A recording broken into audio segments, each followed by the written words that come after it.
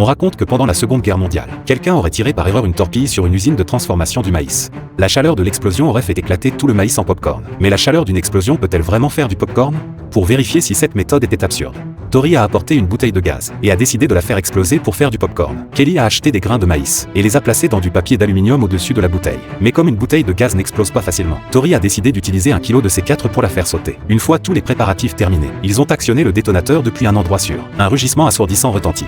L'explosion a provoqué une boule de feu géante. Une explosion aussi dangereuse leur a fait peur. Mais est-ce que la chaleur dégagée pouvait vraiment faire éclater le maïs? En inspectant les lieux après l'explosion, ils ont trouvé du maïs éparpillé partout.